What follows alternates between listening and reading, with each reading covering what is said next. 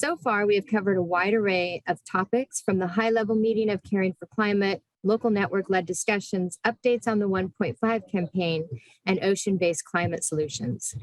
For the second half of our program, we will dive into data from CEO commitments to climate action, hear how water conservation is key to addressing climate change, learn how to unlock climate financing, and lastly, turn to the local networks, USA and Brazil, on collective action from the private sector in America.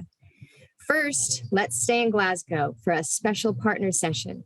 Co-organized with Accenture, this session will discuss key findings from the UN Global Compact Accenture CEO study, one of the world's largest programs of CEO research on sustainability and climate action. Engaging more than 1,230 CEOs across 130 countries and 21 industries, including more than 100 in-depth, one-to-one CEO interviews. The study outlines CEO calls for urgent action from governments and policymakers as the impacts of climate change disrupt the global economy and livelihoods of the most vulnerable communities, as well as the critical steps needed in Glasgow to unlock the potential of the private sector. Let's listen in.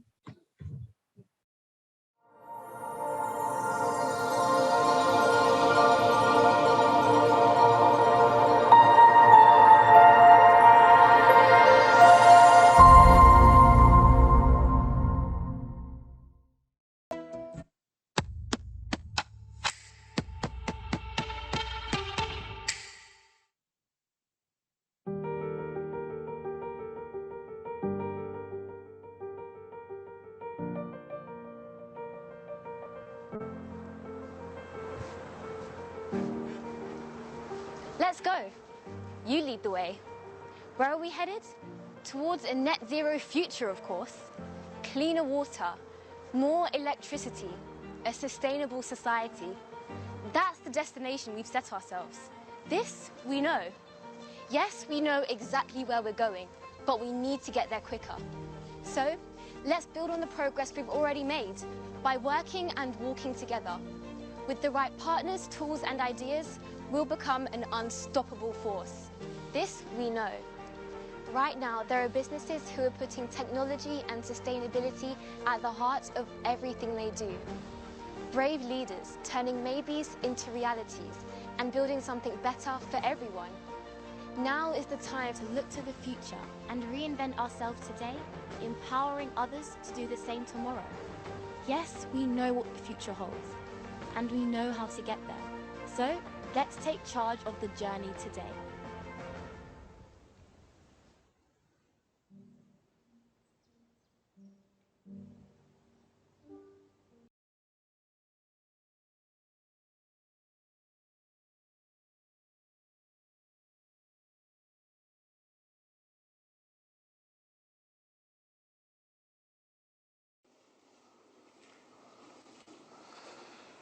So, good afternoon, good morning, good evening, wherever you are in the world, and welcome to COP26 here in Glasgow. Welcome to Accenture's venue here in the Barras. And on behalf of everybody who's worked on this in partnership, Accenture and the United Nations Global Compact, thank you for joining us for the launch of our CEO study for 2021, Climate Leadership in the 11th Hour. I'm delighted to be joined by a wonderful audience in the room. I'm also told that we have more than 3,000 people joining us around the world digitally. And I think we will be recording this and making this possible for many others to learn from and to use in their organisations in the coming weeks and months. My name is Peter Lacey. I'm part of Accenture's global executive team, and I look after our sustainability services businesses, as well as having the responsibility for what that means for an organisation of 626,000 people spanning 100 different countries around the world, and making sure that we live up to my boss Julie's goal to make sure that Accenture is its own best credential. On behalf of Julie, Sander and I, we are immensely proud to present this study. This is the largest CEO study ever conducted on sustainability. It's the largest CEO study ever conducted on climate change. And when Sandra and I sat down and spoke about this study now back more than 12 months ago, what we wanted to do was really ensure that this gave a voice, a clear voice that could be quantified, but also backed up with case studies, backed up with examples ahead of COP of both what messages CEOs wanted to deliver to policymakers, to negotiators, to UN ambassadors, to heads of state on what they felt they needed to speed on climate change at scale, but also to point to examples of where businesses have not waited around for government action and already finding ways to turn sustainability not just into a moral imperative, but into a way of actually defining their competitive positions in different industries. Now, my relationship with this study dates back to 2007, so I feel like I've grown old over time with this study, but I do think that each of our studies may have been important, but I think this one is more important than others 14 years on. And the whole world, I think, is paying close attention to the activities in this city over these 2 weeks.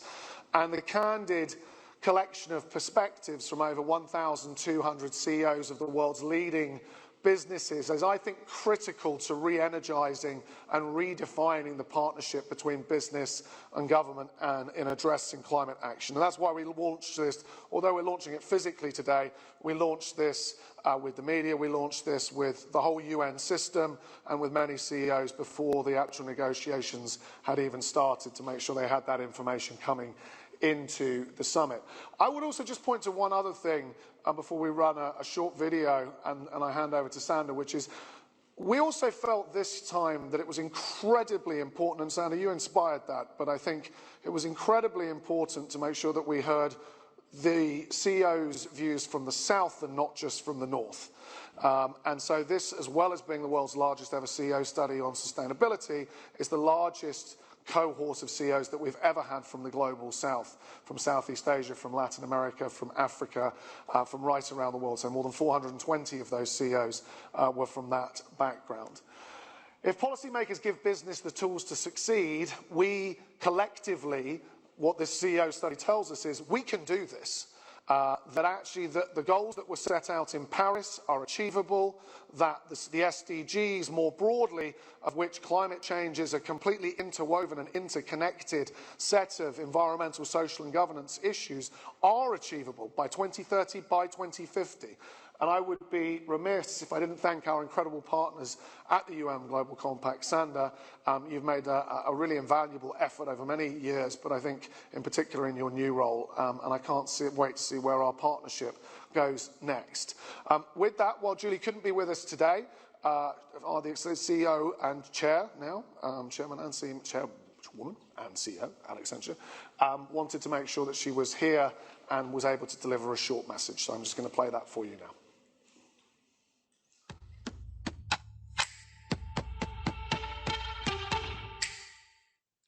Hello, I'm Julie Sweet, Chair and CEO of Accenture. I want to say thank you to Peter and Sanda and to each of you attending today's session. The work we are doing both individually and collectively is critical. Accenture is privileged to have worked closely with the UN Global Compact for the past 15 years to activate the business community around sustainability. We are incredibly grateful for the UNGC's commitment and call to action. We are also thankful to the many leaders who shared their perspectives with us so that we can move forward together. I want to highlight 3 key takeaways from this groundbreaking report. First, the sense of urgency is palpable. Nearly 3 in 4 CEOs we surveyed said they feel increasing pressure to act, and our stakeholders are demanding greater transparency, accountability, and progress. Second, leaders are prioritizing climate action. 8 in 10 CEOs say they are already developing new sustainable products and services. 3 in 4 say they are deploying new and circular business models. Finally, CEOs tell us they crave guidance and multi-sector partnerships.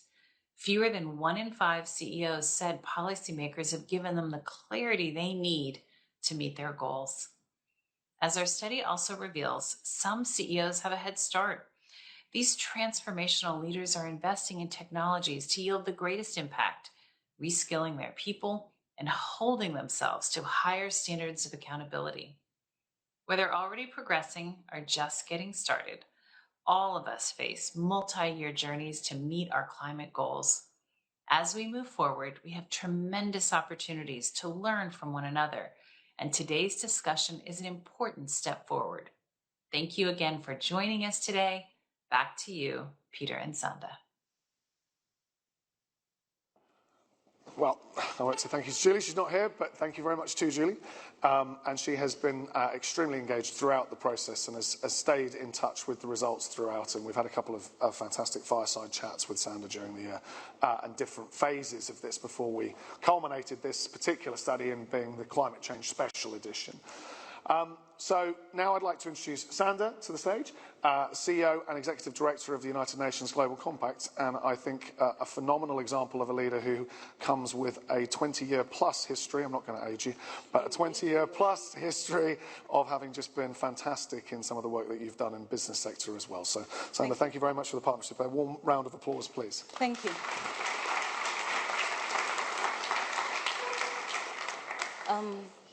Thank you so very much, Peter. And it's just occurred to me, this is the first time we've met in person. It is. But it certainly feels like we've been at it for a long time. And I just want to appreciate and value the partnership that we have with Accenture. It's been absolutely transformational. So I'm not sure if my notes are going to show up or if I'm going to read them over here, but I might just stand by the podium and go ahead. Yeah? Yeah, great. Thank you.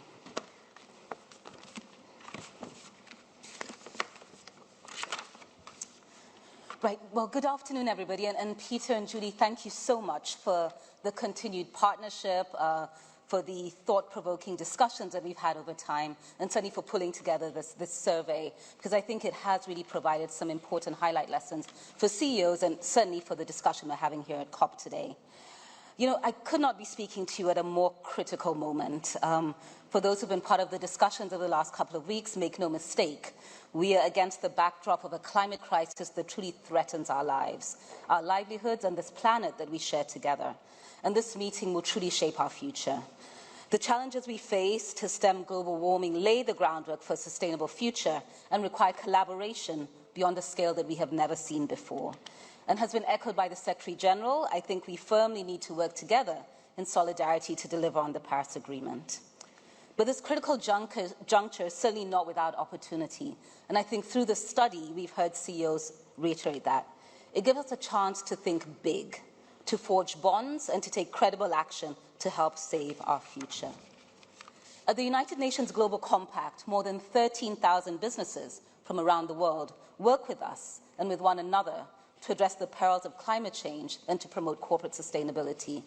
Our voluntary initiative is centered around our 10 principles that are focused on human rights, labor, anti-corruption, and the environment. And today, our environment work is particularly important, given the scale of the climate emergency that we face. As we know, it's affecting lives and livelihoods, especially amongst the most vulnerable in the global south, which is why, Peter, I thought that the increased focus on CEOs in the south would be really important to bring those voices to the table. Because if we want a fighting chance to limit temperature rise to 1.5 degrees, we must be able to do this collectively and certainly halve emissions by 2030. We can fight back. And at the Global Compact, in partnership with Accenture, as you'll hear, we asked more than 1,200 CEOs across 130 countries and 21 industries for their perspectives. And as Peter said, this is the world's largest such program of CEO research. And what we found was both troubling and encouraging, and I'm sure you'll hear about it more as we speak. But certainly a key message for me was that CEOs reported that they are largely unprepared to cope with climate-induced disruption, and many do not address the damage that their industries have inflicted upon biodiversity and ecosystems. They agree that technology is key to unlocking decarbonization, affordability remained a challenge, and struggling to learn and understand technology was important. The study, as you will see, offers harrowing proof that the private sector is falling short. And I think that has been a key message of this week at COP. If we are to reverse the rising threat of disaster, business must play a bigger role. That's the bad news, but there certainly is good news and bright spots in this research. Today we've talked about, in another forum with the UN Global Compact, the Blue Zone, we've talked about the fact that more than 2,000 companies are setting science-based targets to reduce emissions in line with the goals of the Paris Agreement. But we need more companies to lead this way towards a zero-carbon economy, boosting innovation and driving sustainable growth. Another positive trend you'll see in the study is that private companies are responding to pressure from investors and certainly capital markets to take more rapid climate action, shift away from fossil fuels, as we've heard at COP, and reskill their workforce. So not only through this important imperative for global cooperation will we come together, but we must truly work together to limit global temperature rise to 1.5 degrees, design carbon pricing mechanisms in line with the Paris Agreement, and make climate finance accessible to the global south, protect biodiversity, and design nature-based solutions. So the task ahead is indeed monumental, but we do feel that the private sector can rise to the challenge. And thank you to those CEOs who are here present as a representation of that. It's often said that these times of climate danger are a wake-up call for taking action. And it truly is high time for the private sector to take sustainability into account at all levels in its decisions and its plans.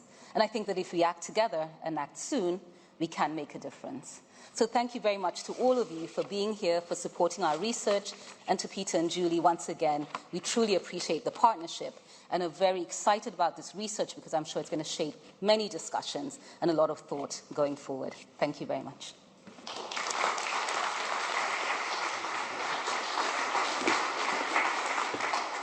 Thank you very much, Sandra. And even in the back room, I think we were already discussing about biodiversity next and what we're going to do on that front. So I think the partnership is by no means over.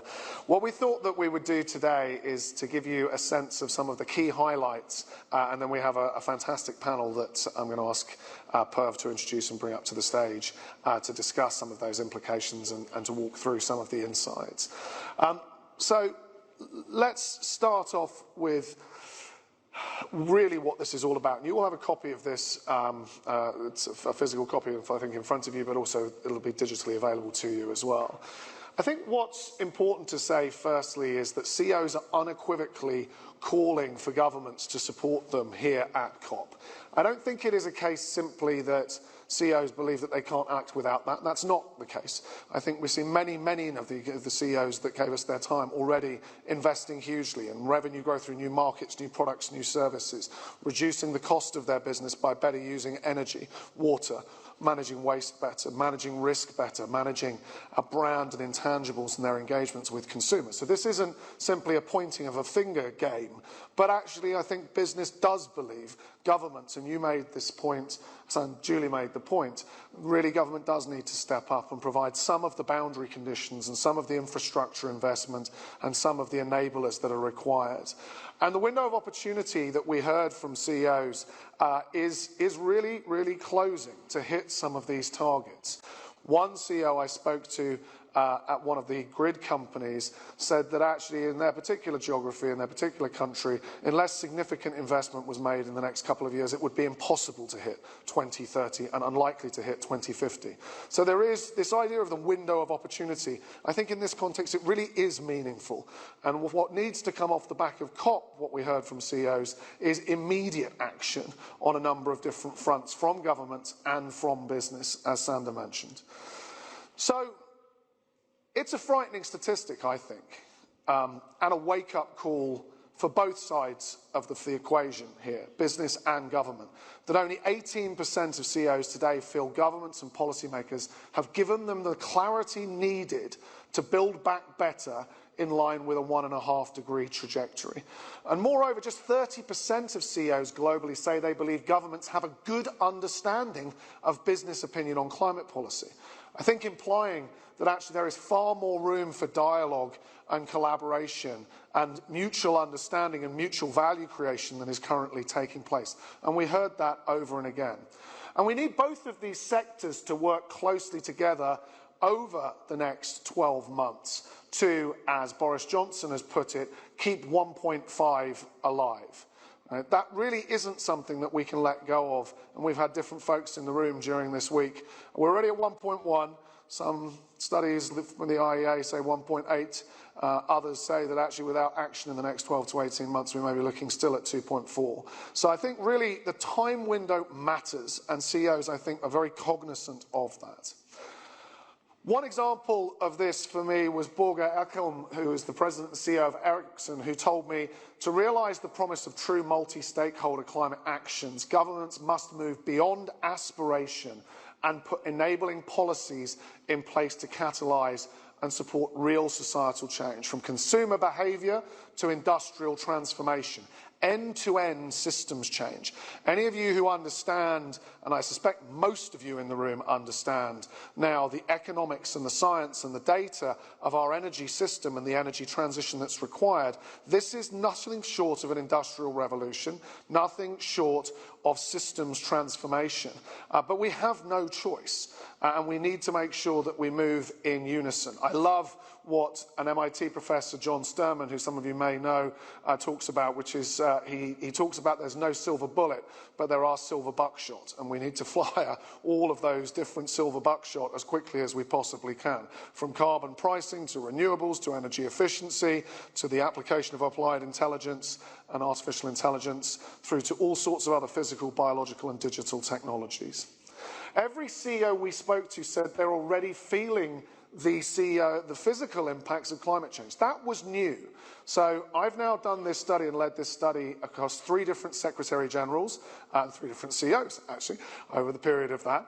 But I have never heard so many CEOs tell us that they are experiencing the physical impacts of climate change in their supply chains and their businesses in ways that they had not expected, perhaps until 2025, 2030.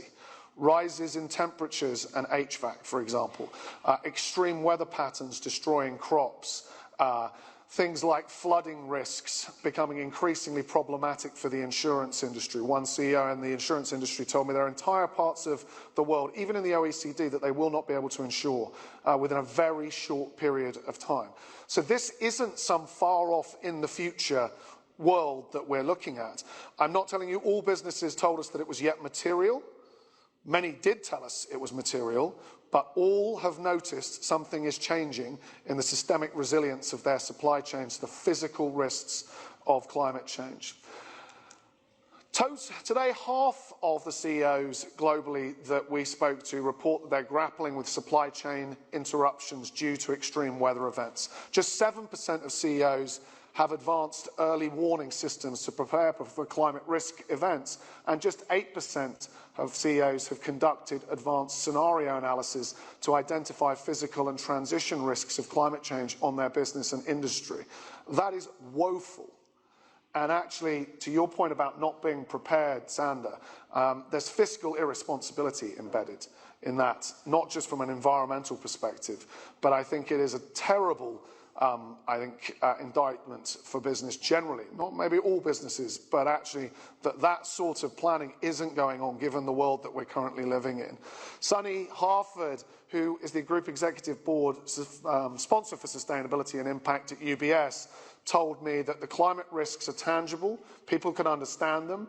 Anyone who has lived through extreme weather events recently is aware and is thinking about how it will affect their operations. That's his experience as a corporate banker working with different businesses around the world. And leading CEOs are aware, I think, and this has come up again and again this week, more than I've certainly experienced before at COP, actually that the links are clear between biodiversity and climate change, inextricably linked in terms of forests, in terms of the oceans, in terms of clean air, in terms of the impact on species and wildlife. And actually, if anything, what's come out of this COP for me, 2 themes that have been stronger than ever are the just transition, both in the north and in the south, and I think the biodiversity link with climate change. And we heard that in the CEO study as 2 themes coming through loud and clear, and again, particularly in the global south itself, CEOs, or global CEOs with very large global supply chains. So when we think of the global south and the global north, in many respects, for large global companies, it's an artificial boundary. Accenture has 267,000 people in India, 95,000 people in the Philippines, 20,000 people in Brazil. You know, we are not a global northern company. Right? So what happens in the south is equally relevant to many different businesses that you might not expect. Globally, just 1 in 5 CEOs, sticking with this biodiversity point, see loss of biodiversity and ecosystems services as a risk to their business. I think that's very hard to think that that's true if we look at what the loss of biodiversity means for many different industries. So I think, although it has become more of an issue, I think it's clear that there is a lot more room for understanding the impact of biodiversity on business, on supply chain resilience, on the actual financial risks, as well as the sustainability risks of biodiversity. And while 46% of CEOs globally have been exploring nature-based solutions, only 7% are utilising them at an advanced level. So again, I think we've just got this mixed bag all the way through of things that you can look at and say glass half full, things that you can look at and say glass even less than half empty when you think about 7% using nature-based solutions at an advanced level. Kiichiro Iwata, who's the representative director and president at Sumitomo Chemical Company, told me that biodiversity is a more extensive, difficult and far-reaching issue than climate change. Biodiversity and business growth must go hand in hand. But I agree with him. I think it is a much more difficult topic in some respects to get our heads around. But we don't have the luxury of not doing that, and we do have to do it in a way that's integrated with the way that we go about tackling net zero and 1.5 degrees and climate change. We've seen the strongest uptick in investors and capital markets driving sustainability action this year since the SDGs were launched or the Paris Agreement was ratified. But I would say in my entire career, 24 years now of being focused on sustainability, but certainly the data that we have for the last 14 years from CEOs, we've never seen a jump like it. Investors nearly doubled in importance as a critical stakeholder in driving sustainability on the CEO agenda, and they are one of the most influential stakeholders now, in the top 3 from having been 8th out of 11 and having at one point been 11th out of 14 over different studies that we've done. We've never seen a single stakeholder group jump so quickly up the charts, I'm not sure if you'd call them charts, up the tables in terms of what's really driving CEOs, boards to act. I think what's interesting to me on top of that is that as well as being the largest jump in stakeholder influence, those of you I'm sure have seen this week with the IFRS announcement and the convergence of a single standards body, a single standard that will include TCFD, will include SASB, will include the Carbon Disclosure Project Board, will include, what else am I missing? Help me out. Yep. And there's a couple that I think are going to stay outside, like GRI. But I was in the room with the group that launched that, and it was really quite something. The idea of one single, so the SEC, the IOSCO, which is the oversight for all of the Securities and Exchange Commissions, a single ESG standard from next year, combining all of those things that is auditable, that is assurable, that is comparable. That is really because investors are fed up with people being able to report towards their own, along their own lines, along their own standards, or having different options. So we're seeing the maturity of investors and capital markets. Peter Osterveer, Chief Executive at Arcadis, said to me 4 years ago, most conversations I had with our shareholders were about financial performance. Now there are times when I meet with a shareholder and I only speak about sustainability. And I think in some industries, whether you take utilities or George in your business, I'm not sure that you can make a difference between the core business and sustainability. I'm very pleased to see George here, given our partnership with JCI. But, you know, I think there's a lot of industries, automotive and the electrification of vehicles, where actually I don't know where the boundaries stop and start between sustainability and the actual core business. And I think that applies increasingly to a greater number of industries than has ever been true in the past.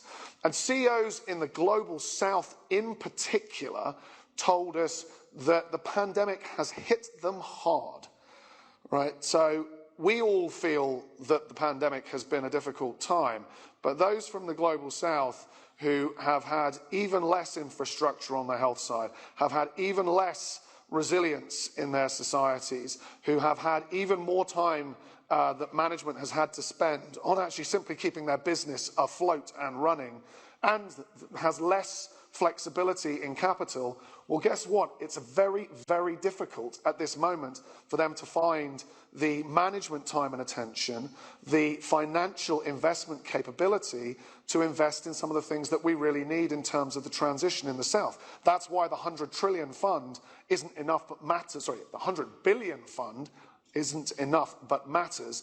The 130 trillion that has been mobilised by GFANS this week is, I think, something that needs to be very, very carefully thought through in terms of deployment in the South. That's what we heard from CEOs, that they are struggling to make a lot of the change that we know they need to, and we know that from a carbon perspective, we get the biggest bang from our buck in the Global South as well. So failing to ensure that transition of capital, according to CEOs in the Global South, really risks derailing the climate change agenda, and it's very, very urgent. The 100 billion was agreed in Paris to support the Global South is no longer sufficient. Nearly 2 in 5 CEOs in the Global South say they have had to reduce their sustainability budgets due to the pandemic, compared to only 24% in the Global North. So it's real. You know, it's statistically real, double nearly the challenge that they face. And 63% of CEOs in the Global South cite high costs associated with the sustainability premium as a pressing barrier to their sustainability agenda, compared to 53% of CEOs in the Global North. If you're in Nigeria, you're going to pay 7 times the interest rate of the North. So the business case for your energy efficiency has to be extremely robust. And so there's a lot of tensions in the system that we need to think very carefully about and how we support the Global South going forward. Dr. Anish Shah, Managing Director and CEO of Mahindra & Mahindra, we're going to be joined by one of our colleagues from Mahindra later, said that capital has to flow from developed markets to emerging markets to enable us to manage this joint challenge of climate change together. And Dalmia Cement, Indian cement company, has managed to reduce 40% of CO2 emissions from cement manufacturers since 1990 levels by using alternatives and biofuels and increasing renewable energy. And the cement industry accounts for 8% of global emissions. So these are no small things by way of contribution, and are things that need to be encouraged, need to be scaled, and at speed. CEOs, I would say, though, are confident that they can address this climate crisis through sustainable business models and technology innovation. I haven't heard a CEO who's told me that we can't do this, right? But, and unfortunately there's a but, we need to make sure that technology, that business models that address climate change already, that they are set with the boundary conditions in markets that allow us to compete in a race to the top, not the bottom. That there aren't the penalties for those who make a first mover advantage count. That there aren't penalties in place for those who make greater investments in R&D and in technology that is going to help us to make the journey. And I think that there are a number of different elements that implies in the ask to policymakers, but it's real. It isn't simply businesses looking for subsidies, businesses looking for handouts.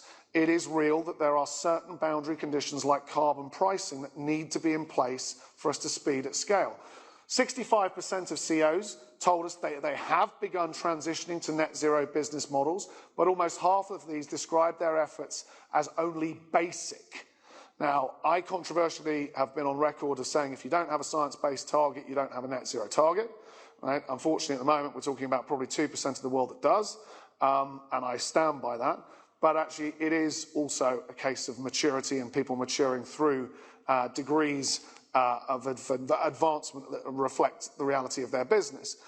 But actually, we do see still a very basic level of understanding in many cases of what carbon management end-to-end in value chain, scope 1 to 3, aligns with science-based targets, aligned with 1.5 degrees, what that means as well as what the time frame means and the impact of early stage investment rather than waiting for the hockey stick towards the end. Jimena Peña-Malcampo, the CEO of Peer 2 Marketing, told us if we can change operational for the same for sustainability. And that as a conversation we had a lot with CEOs, is to say, look, in the pandemic, we made enormous changes at the drop of a hat by necessity. Certainly not the way we would have liked to have done it, having seen the heartbreaking situation in our own business in places like India and the Philippines. But it shows systemic change can move at that kind of speed. For example, in the NHS, an organisation here in the UK that we believe would have been on a 5 to 10 year journey to go digital, we've put 80% of the NHS's million employees on Teams in a 3-week period, right? And we really think that would take 5 to 10 years normally. So what lessons can we learn from that journey that we've been on over the last couple of years that can be applied to scale and speed in terms of tackling sustainable development and tackling the climate crisis? And as we spoke to business leaders about how they were transitioning to net zero business models, time and again, technology came up as their biggest enabler. And when I say technology, we heard different things about physical, biological, and digital, but I think the biggest that we heard was the intersection of physical infrastructure and digital technologies. And supply chains, manufacturing, plants, assets, buildings, logistics, the ability to generate data now that can help us to manage our global businesses in different ways. That's really where a lot of the earlier work this year we did on supply chain transformation and the fourth industrial revolution really comes from. And actually, one of the things that we've learned from this is if you can't measure it and you don't have the data, you can't manage it. But when you do create the data, it creates incredible new insights, and we're seeing new business models emerging for different companies who are able to actively and properly capture ESG data and the performance of physical assets. 71% of CEOs told us that they're already able to track and trace material goods and have significant impact on their sustainability management in their industry. Over 3/4 are promoting sustainability-focused research and development, from product design to material selection. And technology enables businesses to accelerate their sustainability goals. 81% of CEOs told us, and I think it will accelerate after this week with IFRS and investors and non-execs putting more pressure on CEOs, to collect and manage organisation-wide ESG data. But I would just sound one warning on that, which is all of the work with IFRS is all about reporting and disclosure. And let me be very clear, reporting and disclosure are not performance, are not value creation, and are not impact on sustainability, right? They are reporting and disclosure. What we are talking about is nothing short of retooling entire organisations to be able to bring data and decision-making capabilities to different points in the organisation where they can make a difference. Data that makes a difference. That's really what the story has to be, not just reporting and disclosure. Christian Klein, Chief Executive Officer of another of our partners, SAP, technology can help address, in his view, some of the most profound environmental, economic and social challenges of our time. And it enables us to convert our biggest challenges into our greatest opportunities and make sustainability profitable and profitability sustainable. CEOs say they are yet to implement measures to ensure a just transition for their workforce, but yet we've heard how important that is, and to balance the people equation with global inequalities and intensifying workforce disruption, not just job creation, but the creation of good jobs and good jobs in places that really need them. And actually that's a huge opportunity. Even if you take somewhere like Scotland, that has been hugely famous for shipbuilding, has been famous for the oil and gas industry, now the North Sea represents probably the world's largest hub opportunity for offshore wind. Right? So different communities can come back from very challenging periods. And I know, in the US it's the same. There are places that have been left behind that actually, if we get the industrial revolution around green right, may well be a route back. Now, while CEOs are cognizant of the workforce transition posed by the green revolution, most are not focused on the risks and are yet to take action. Only 1 in 5 CEOs globally has considered widening social inequalities across their workforce. So again, still work to be done when related to physical impacts of climate change. I don't mean full stop the risks of their workforce, I mean specifically related to the physical risks of climate change. But we are going to see that. We are going to see, for example, I happen to be involved in a small business in Oregon that's been horrifically impacted by wildfires. We are going to see people lose their jobs. We are going to see people lose their homes. We are going to see the impacts of health issues as disease vectors and patterns change around the world. So this is something we're going to have to factor into the broader way we think about workforce management. And only 16% of those 1,200 CEOs told us that they consider reduced opportunities for workers, unions and local communities to be a top risk.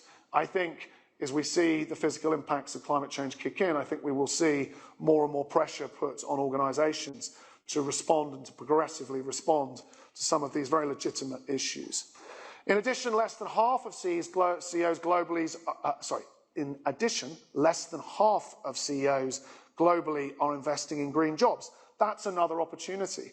The 2030 Agenda and the Paris Agreement are new waves of opportunity. I would argue that the SDGs themselves are arguably the greatest codified innovation roadmap for the world that we've ever laid out. So what's your opportunity for a new business, for new markets, new opportunities, and what new jobs can it be that you create?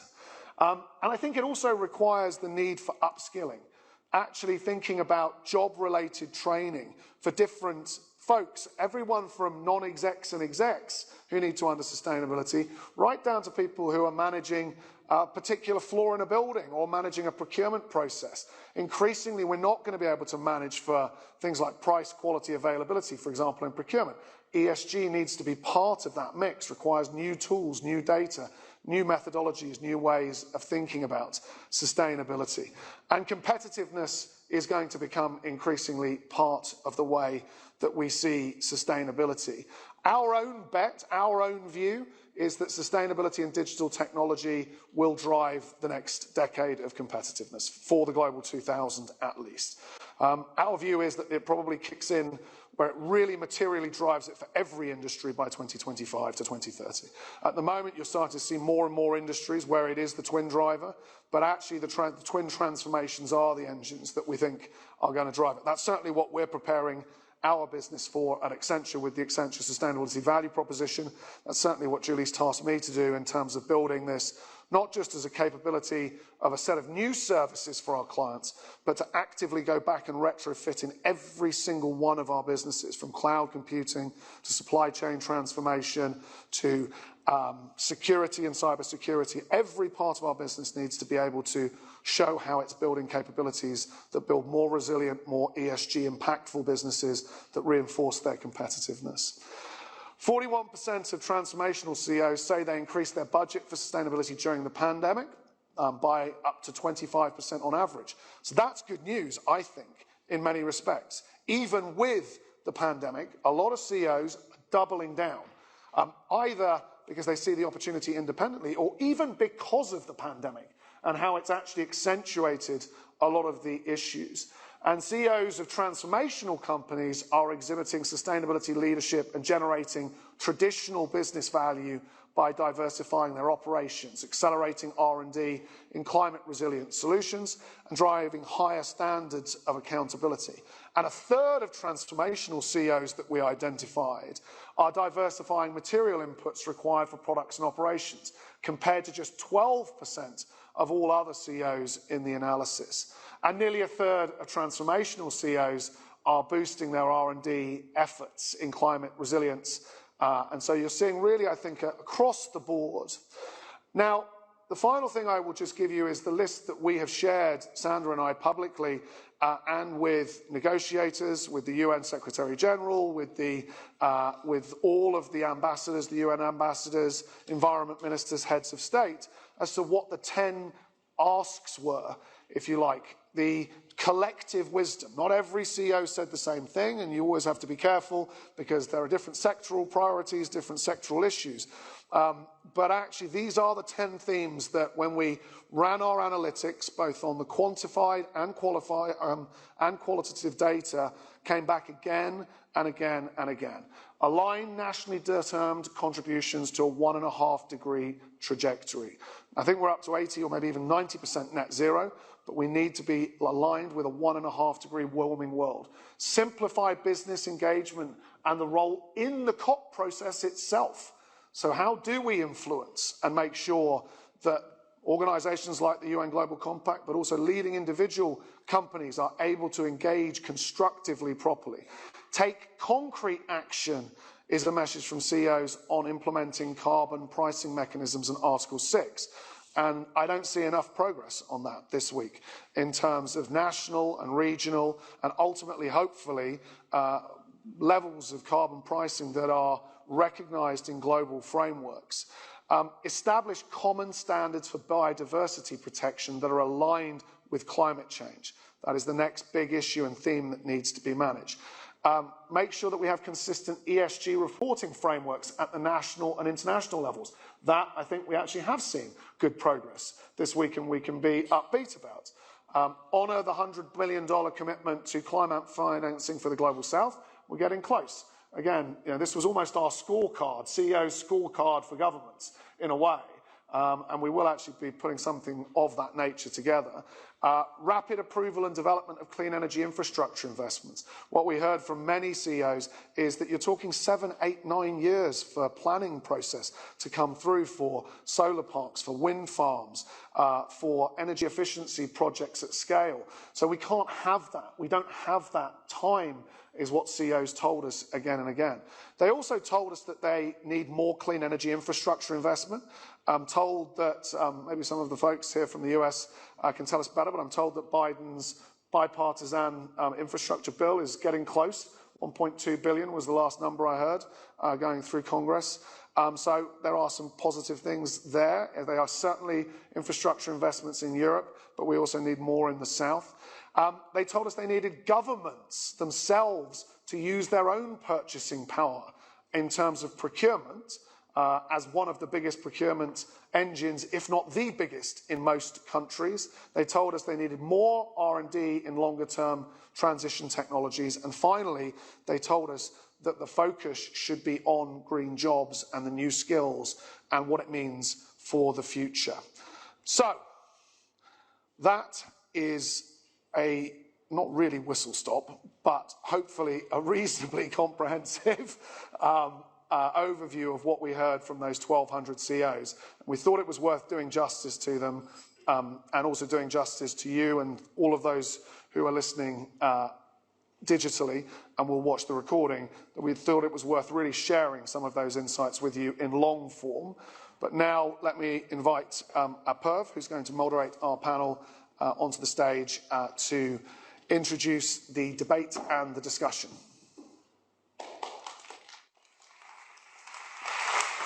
Awesome. Thank you, Peter. If you want to have a seat. Hello, everyone.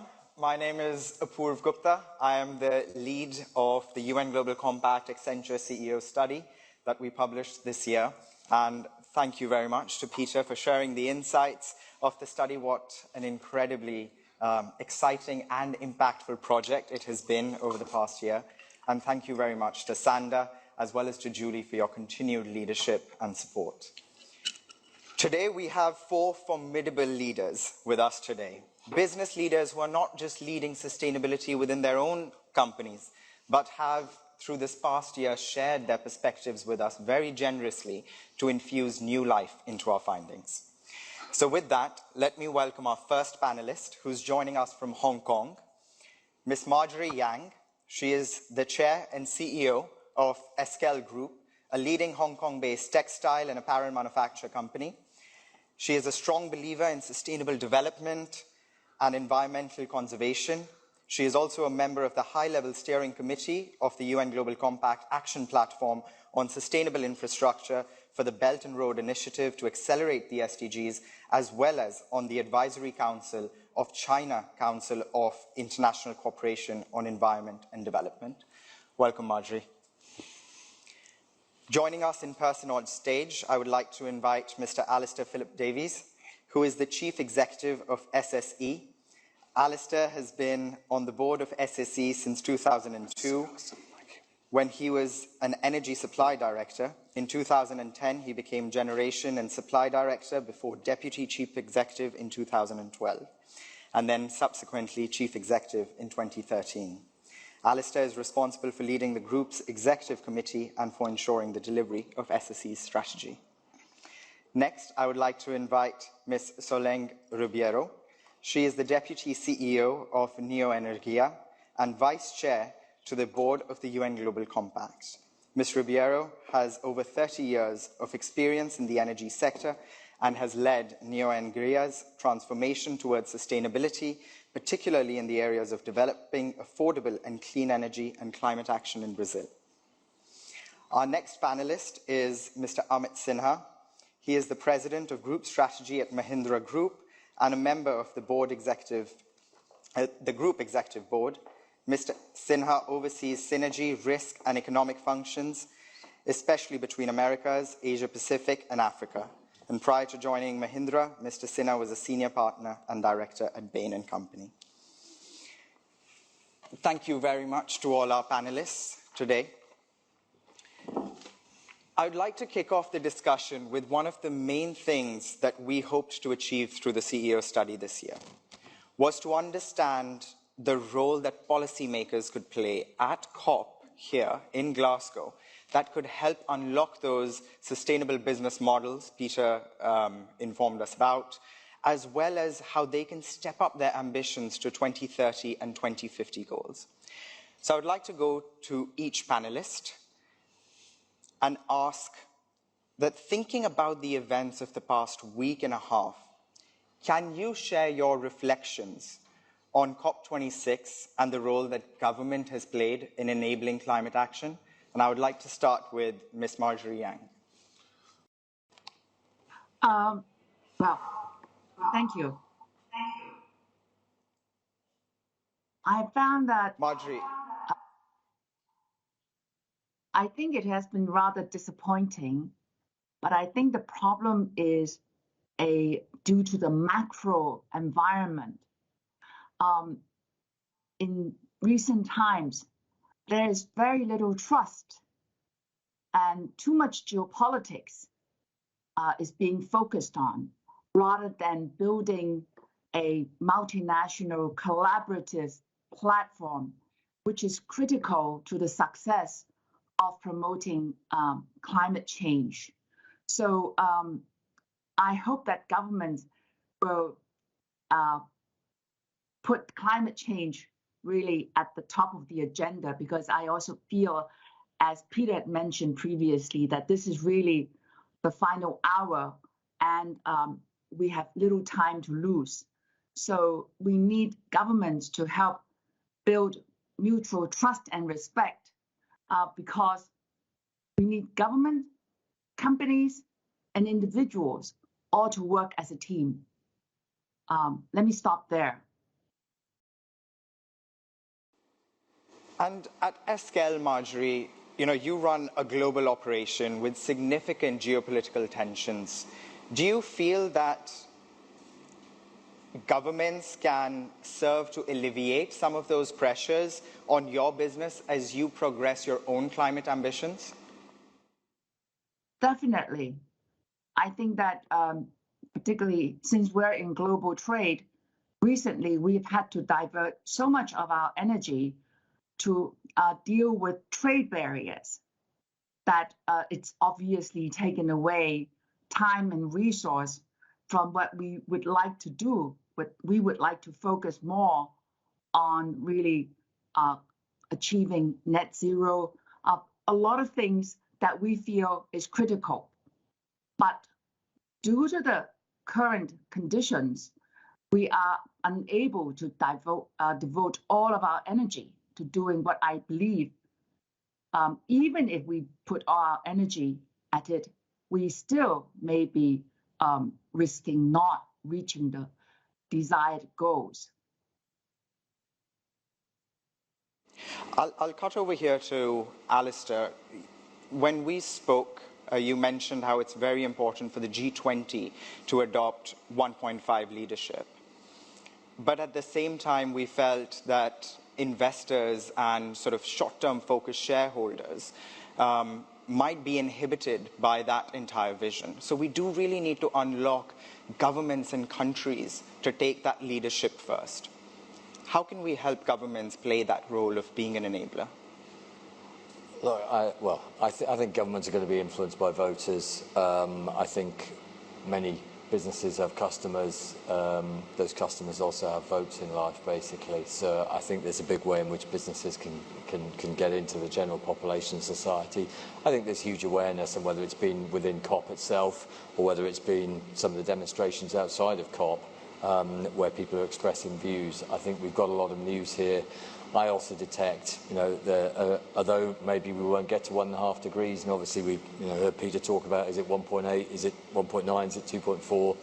We'll see at the end of the week where we get to on that. I think there have been some positives in terms of announcements. Deforestation was a real positive. Yep. I think at least some of the coal announcement was a positive. I think India going to at least announcing the 50% to 2030. Maybe the 2070 is a bit later than we'd like, but there's more time to go there. Ultimately, one of my reflections out of COP would be we've definitely seen some more granular action. If everybody come here and said 1.5 degrees is achievable and left without anything more granular, I think we should probably be more concerned. And I also feel there's been a lot more pull-through from businesses. Businesses understand that. Finances understand that. We've seen things like the banking area talk about it. So for me, governments are critical. They set the overall framework, but then there's a lot to be done underneath. And I think from a UK perspective, finally, we've seen real leadership prior to COP. The Prime Minister came out with a 2035 commitment for the electricity industry that we're obviously in. That's going to be a tough ask, but it gives us a lot of confidence in the investments we make, and it gives our investors and our financial backers a lot of confidence to back the projects that we want to invest in order to hopefully try and get us there. Correct, and that links very well with sort of the recent offshore wind project investments that you've announced at COP as well. If I were to turn my attention to Neo Energia, Solange, in Brazil you operate in a heavily regulated electricity sector, and the conversations at COP have all been focused on how we need to accelerate our transition to renewables. What is your perspective on the role that government is playing in Brazil in helping you achieve that pace of the transition within the energy sector? For Brazil, we are 80% of our energy market is renewable. It's something that I do believe that Brazil can take the lead on that. The problem with Brazil is something else. Like you said, there's deforestation, which is not the central thing. I would say that the energy transformation for Brazil is a huge opportunity. For Neo Energia, 9% of our generation is renewable. And Brazil, we used to say, is blessed by God. We have sun, we have wind, and it's amazing. When you do renewable offshore, in UK, you have inshore in Brazil with the same capacity level. And price, contrary to Europe, renewable enter in the Brazilian market in a very competitive price with no subsidy. I think the problem when you look in copy is exactly the other way around. What we're going to do about fossil fuels, like you said, is there really commitment made that we're not going to do coal any longer? Because if we don't do that, that's something that's going to avoid us to reach what we need. Yeah. And Amit, the same question to you around COP26. When we last spoke and interviewed Mahindra and Mahindra, you spoke a lot about partnerships and unlocking the power of business and government together. as you begin to piece together what the COP discussion has been for the automotive sector, for the Global South, the $100 billion investment that Peter mentioned, what role do you see partnerships taking in actually making COP a success? Great. So let me be honest, I've been on the ground only 3 days, so my learnings are still, I'm still learning a lot about what all discussions have happened. I'll try to answer your question in 2 parts. One is some reflection and to the earlier question that was asked, I think, and then I'll come to your question specifically within 30 seconds. I felt more glass half full in the last few days rather than glass half empty. I would say the huge amount of boldness, demonstrated in many of the countries. In fact, India, you mentioned, Alistair, I think it's not easy to make those kind of bold statements for government. So there is a definite amount of boldness. There's also a sense of urgency, agility reflected in what everybody's talking. And there is the point you talked about, collaboration. There is a desire to collaborate at different levels, at the government to government level, government to business level, global north to global south level. I think there are multiple types of collaboration opportunities that are starting to happen. And I think the pandemic has made it easier. Historically, we'll always look for these physical meetings, but now everybody is very comfortable saying, hey, let's do a Zoom meeting and let's push the agenda forward. And in the last 3 days, I've had multiple different companies and different stakeholders come to me and say, hey, we would love to find a way to do things together. And on the collaboration, I think we talked a lot about financial collaboration, but for me, the biggest thing is technology collaboration. I think the sustainability flywheel revolves in my world around 4 things. There is capital, there is talent. I think we talked about a little bit about the talent. We have technology, and we have the business models. I think these 4 things have to work as a flywheel to extract the benefit that we want on the climate change side, but also from a shareholder perspective. We are all in the business of creating value for our shareholders. And I think we got some of those things figured out, but the technology element will have the biggest play, which will allow this flywheel to start churning at a very high velocity. And that's where I felt elated when I talked about technology partnership in electric vehicle. We talked about what we can offer to the world. I gave the example of 3-wheeler to Sandra earlier today in the UN Global Compact. There is a lot that we can benefit from the global north, but there is also we can offer many things to global south. Solar, I think, India is known for frugal innovation, right? There are so many things that can be brought to learning for the rest of the world on the solar implementation. So I feel elated with how the last few days or last 2 weeks have been, and I think the collaboration and this whole flywheel coming together is a key part going forward. Yeah. And Peter, jumping off to your 10-point agenda that you just shared, those were some very clear asks that CEOs told us that they want from COP, from governments, from policymakers. At the same time, we only have 2,000 working days remaining to 2030. Yeah. How optimistic are you that government will be able to deliver on that 10-point agenda, and how much of it will actually come through from business-business partnerships or partnerships with other stakeholders? Well, I don't think it's government's responsibility in totality anyway. So I think the answer is that actually goal 17 of the SDGs is collaboration, and actually we need systems change. But I do think you're right. It was a very clear set of 10 asks that we heard consistently over and again. I think I'd reframe the question slightly and say the success of COP, so to speak, depends on how you look at the framing. Is it narrow COP or is it broad COP, right? If you look at it from a narrow COP, which will be a 2-page document that'll come out on Friday or Saturday morning, right? I don't know what that will say. And I don't know whether, and I agree with your point, Alistair, whether it says 1.8, 1.9, 1.7, and someone says 2.4, I don't know. Yeah. I suspect we all may be happy and frustrated narrow COP at the end. If I look at broad COP, that's been going on for the last 18 months. Yeah. Right? And you can look at, I think exactly Alistair's, I think he summarised it brilliantly, coal in the OECD, phased out. The incredible progress that's been made in mobilising private capital, 130 trillion mobilised. 80 NDCs now signed up to net zero. From a government perspective, the race to zero take, for example, the FTSE 100, 70 of the FTSE 100, 71, I believe, up from 21, now signed up to a net zero target. I'm not sure they know what that means yet, but we'll help them. We'll get to work. But I do think if you take it in its round, even if I look at the last 12 months, we've been working towards this as a business. We've been public with the stuff we've done with you, Alistair, with Microsoft, for example. A lot of that is part of broad COP and broad energy transition that is accelerating.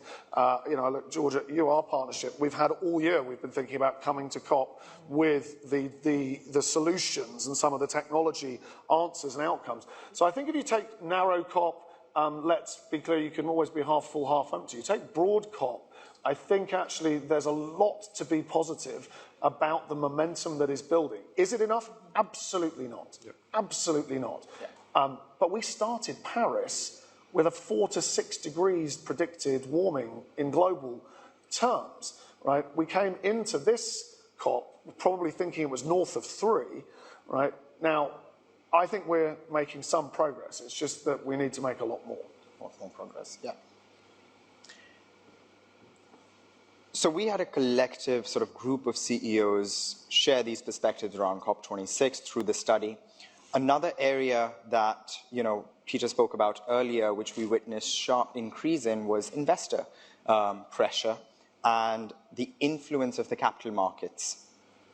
And while governments are clearly a strong majority and a major stakeholder in driving sustainability, there is a lot that the investment community as well as the capital markets can do to accelerate all of these efforts.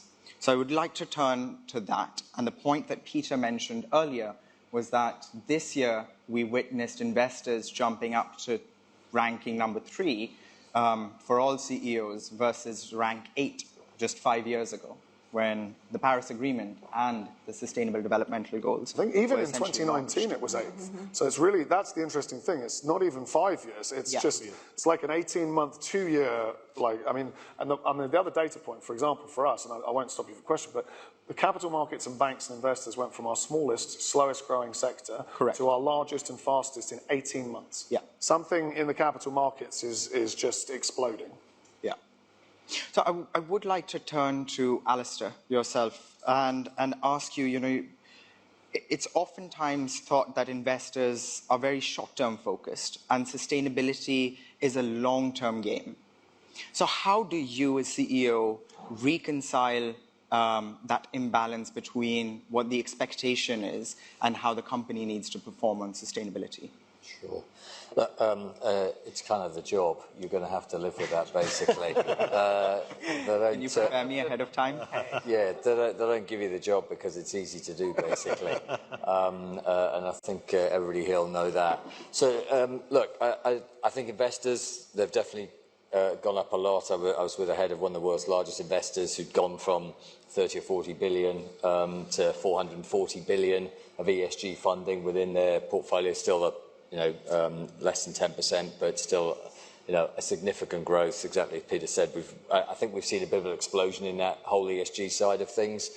I think you've got more people who want to buy into funds that are like that. More people who maybe don't want to be in tobacco or don't want to be in coal or don't want to be in certain kinds of investments, and that helps. I think societies and/or people with wealth attitude to where they want to put their money is important, because most of these funds, a lot of them are driven by pensions and other kind of savings products. But you do have that issue that you'll get some aspects of some firms where they'll be very much into sustainability, but they always want performance. Yeah. Let's face it, most fund managers, or a lot of fund managers in life, measure their worth and purpose in life by basically what the performance is on their funds. And if their funds don't perform, they're not feeling happy about life, basically. They're not getting a bonus and things aren't going well. So that's the job that I think funds are moving rapidly and finance is moving rapidly. And we've seen big commitments here, and that is all positive. That needs to continue, just as we in business need to continue. But we've just got the challenge that we've got to help them bridge that gap. We've got to utilise all the technology we can, thoughts from around the globe where we aren't, but maybe advisors and partners like Accenture are, and bring that to bear to try and make sure that we can reconcile those differences between saying, look, we've got a 2035 target or we've got a 2040 target to decarbonise the electricity sector, but how do we make returns on the way to do that? And that's why we participated in Powering Past Coal and things like that, having closed our coal, happy to discuss that with people. I think it's just all of us have got to, the 4 or 5 of us here have got that challenge to manage that issue. If I can add a comment to this, sure. I think as you're absolutely right. The economic performance is still dictating the fund flow. As I started to look at this, and this, I would feel that the horizon one would be when Global North will see the fund managers, the investors start to accept top quartile performance, but leadership performance on the ESG, and say, what, this is how we're going to measure our scorecard going forward. But my worry for some of us who are in Global South is that this is far, far away. I think, I've been in the quest for I've been in Mahindra just a year, on the quest for how do I get a 25 basis point cheaper cost of debt for my renewable asset, just 25 basis points. And I can't get that. And it's not that, it's not available. The availability is not an issue. But by the time it reaches you, the cost of debt is much higher. And it's a challenge. It's a challenge for us to solve. And I think we will need to collectively solve. The second is the decoupling of E, S, and G. I think we are talking about climate change, but many of the companies are extremely good at governance, transparency, integrity, social. And I think they continue to get similar ranks when you're doing E, not so well, right? They could be in sin product, as you talked about tobacco, you could be making ice. But as long as they're doing S and G well, especially G well, they'll still get. And I think if you want to really make a difference from what we are seeing in this week and the past week, the E has to be independently assessed.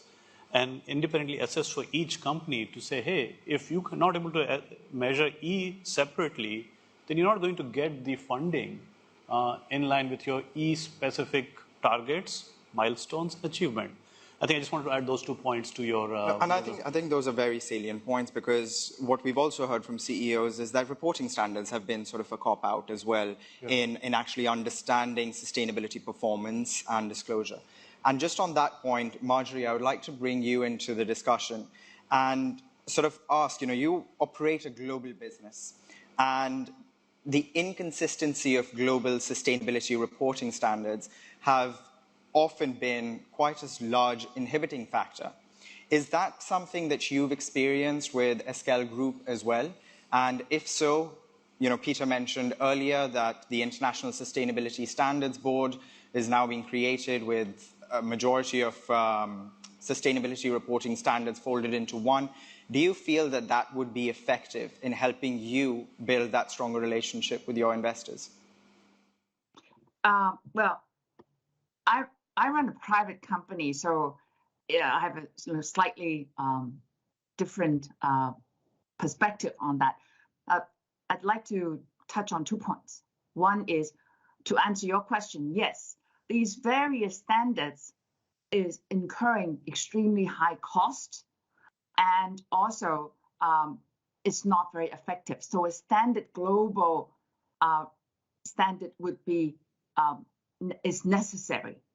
I'd like to address what I'd like to agree with what Peter earlier mentioned, which is the danger of any measuring system is that we focus on measuring what can be measured rather than what we need to do. And I think we really have to be very careful now. As a private company, we have the luxury of, while using these standards, still continue to look for opportunities in the specific areas where we can improve. And so when Peter mentioned that earlier, I just felt a resonance to that. But definitely a global standard. But that's going to be also very difficult because right now, the different nations are not willing to adopt border issues, global trade. You have this problem, different border customs territories will impose different standards. So this is where we need governments to also work together. So this is a very critical and very important issue. I have no solution. I'm just bringing some comments. I think this leads well into a discussion about competitive advantage, whether through these reporting standards, whether through these disclosure frameworks, we can help investors understand sustainability performance and help them understand that it is a source of competitiveness within the market. So on that topic, Soleng, I would like to sort of ask you, Neoenergia has been, a leader in renewables within Brazil. You have rotated to renewables much faster than your competitors. Do you feel that your investors see that as a competitive advantage? I think they do, but and I truly believe that from time to time, like what she just mentioned, has the same rule to measure everybody is truly important, yeah. But we can see we are a company that we have policies that we are net zero. We have biodiversity policy as well. It's clear. It's a value. It's not even a goal. It's a value.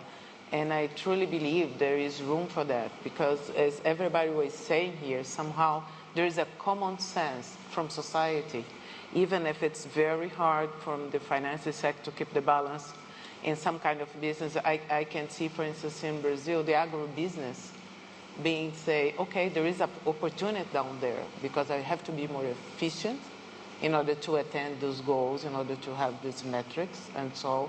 And of course, it's always the balance, like you said, short term, long term. People want to see the value shareholder. There is this beauty, I used to say, that's very interesting and charming, the ESG at some point. But it's something that step by step is being built because not only when I see like at this COP, I saw so many CEOs from Brazil, for instance, a lot. So many youth, like say, we saw Indians, we saw like people that are not that included in the society. 14 governors were there. It says it's not, Brazil has 20-something states, and you see there's a whole pressure.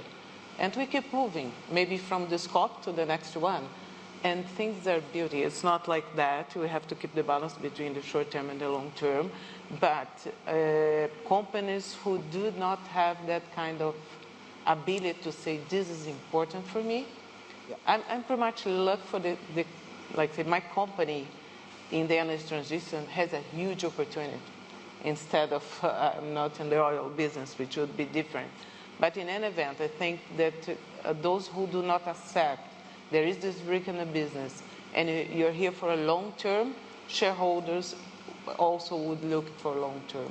They want to be there and see. You can see, at least I myself as an investor, probably all of us, I do invest in ESG companies. Yeah. Probably some of us would give this importance. I think what's also happened this year round, which we, Peter and Sander, noticed very early on in our study, was just how much more real climate change has become for CEOs and for businesses. Feeling the physical impacts not only with greater frequency, but in also greater parts of their value chain at the same time. Yeah. So, Peter, I would love for you to comment in your conversations with CEOs and executive boards. How has this added more complexity than they ever imagined 3 years before or 5 years before? And is this my closing comments as well? I'm looking at the clock. Is that what you want me to do, or which bit do you want me to do? No, so the clock is still going to run. It's okay. Yeah, okay. Yeah.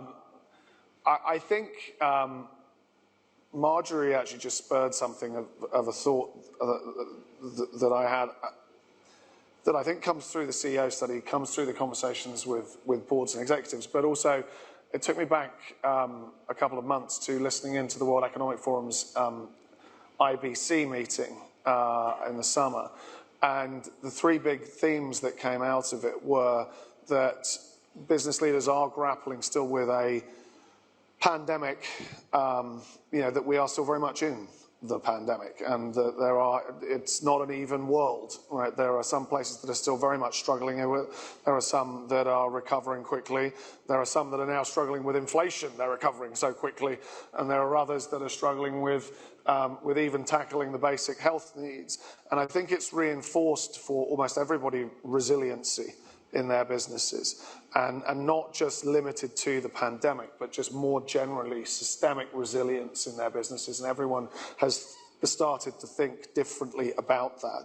I think the bit that Marjorie just mentioned, I think, is a reality that I also heard and hear a lot, which is that globalization is not having its best decade, right? I think the upsides of the last 40 years where since probably the 80s, we've seen globalization develop, China more than anywhere, but since 78, but the incredible economic benefits and developments of free trade, or freer trade, and an ongoing push for more connected global economies and the benefits that has brought, actually we may now be seeing if not a reversal, certainly a fragmentation into different regional models, into different power bases, and Marjorie mentioned it, conflict between different trading partners that we haven't seen.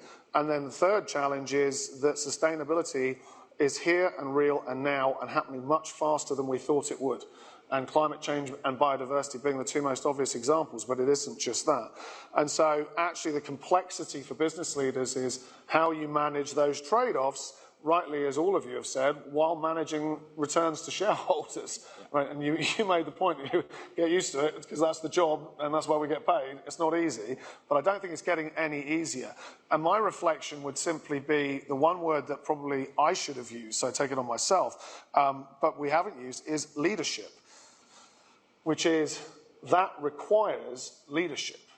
And that requires taking a step back and sorting out noise from signal, and sorting out what it means to build a business model that contributes actively to those goals that are so needed by society now and for the future, while delivering the financial results that are also needed, because people depend on these for their pensions. They depend on these for their livelihoods. And that requires leadership. And I think it's going to require ever more of leaders. And that's probably my takeaway from the CEO study, is that as leaders, as well as making asks of government, we also as leaders need to even step up another gear, another level in reconciling some of those complex trade-offs. That's what I would take away, is the leadership point. Excellent. My backwards clock has started on the panel now, so I'm going to do what many other moderators before me have also done, is have a rapid fire, one sentence, under a minute each answer. What gives you hope looking into 2030 and 2050? We heard from CEOs that the capital, technology, knowledge all exists. We just have to use it in the right combination. So kicking off with you, Amit. I'm particularly hopeful that the technology issues are solved, or it's getting solved. I think historically the technology issues combined with the cost curves was holding us back in multiple sectors. I think primarily we see that behind us. And that gives me the hope that we will figure out the technology flow, we'll figure out the fund flow, we'll figure out how to collaborate with each other. But I think the problem is solved. Now let's solve to make it happen. And that's where the collaboration matters a lot. Yep. And Alistair, you've mentioned G3 technology within SSE, having boundless opportunity and potential. Can you expand on how that technology can help SSE further? Yeah, well, technology is always going to help us a little bit further. I don't know, we're seeing all sorts of things. I suppose for us, we deploy technology. We take what other people build, not to give too many name checks, but whether it's Siemens, Vestas, GE, any of the turbine manufacturers, they come up with bigger ones, they come up with more efficient ones.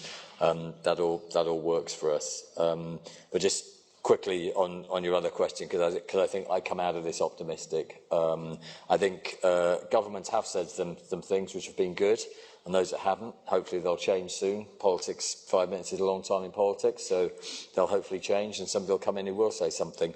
And what I have seen is businesses, whether that be technology, finance businesses, and indeed businesses who are delivering things for customers, actually, there's generally been a lot of pull from businesses, I've felt, at this COP, where a lot of businesses want to do things and want to move things forward. So that was the bit, to the point earlier about glass being half full. I just saw businesses wanting to do more and feeling like they had an opportunity to do more, and that's what I'd take away from it. And Marjorie, coming back to you, I remember when we last spoke, we were talking about technologies that can enhance business productivity while at the same time deliver on sustainability and your climate ambitions. Could you expand on your perspectives on what that equation holds for you? Okay, I am a nerd, so I believe that technology is not a problem.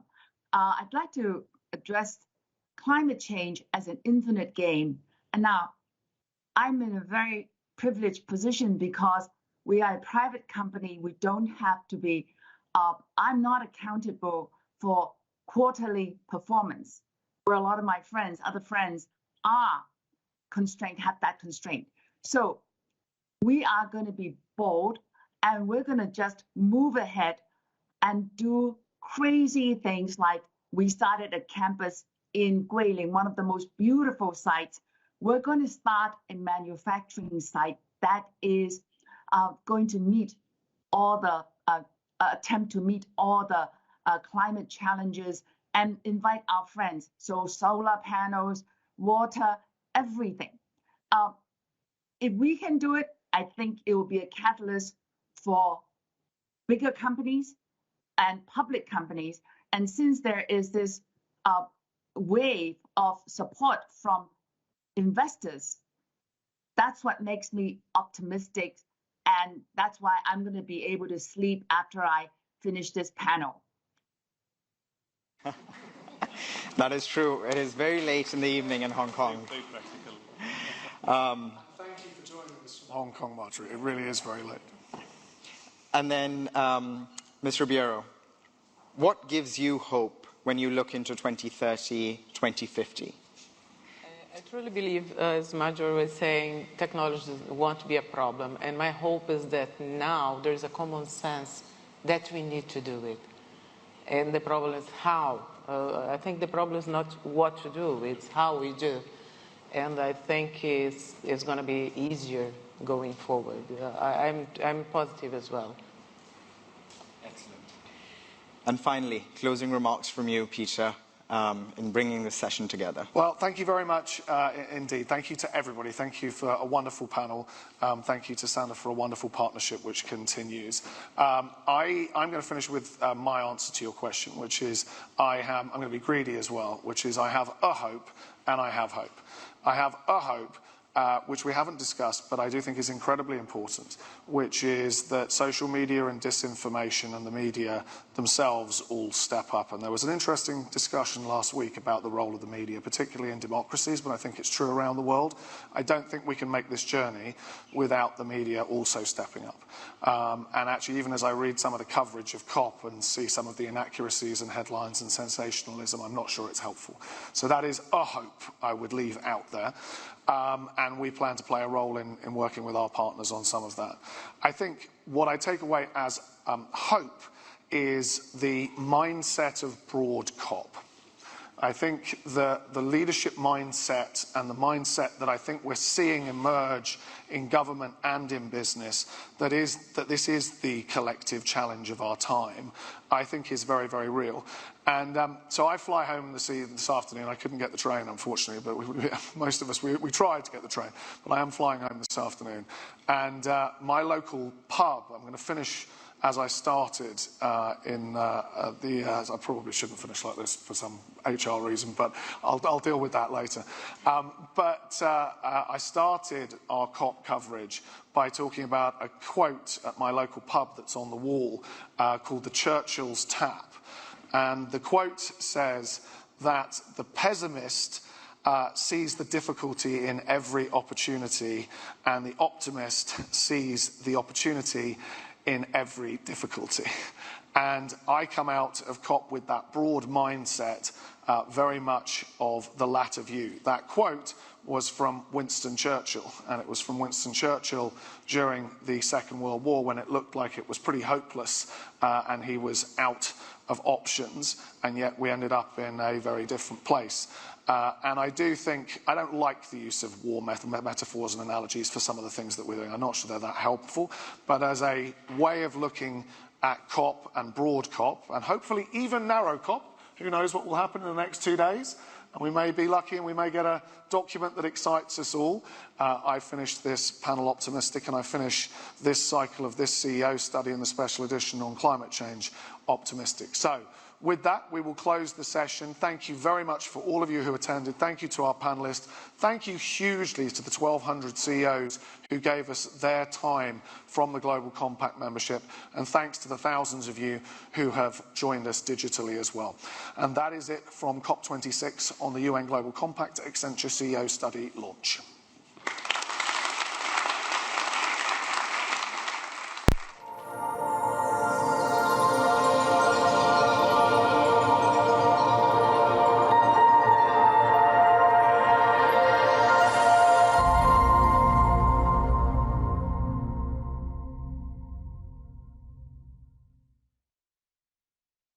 Thank you, Julie, Sanda, Peter, and panelists for that hopeful panel on the future.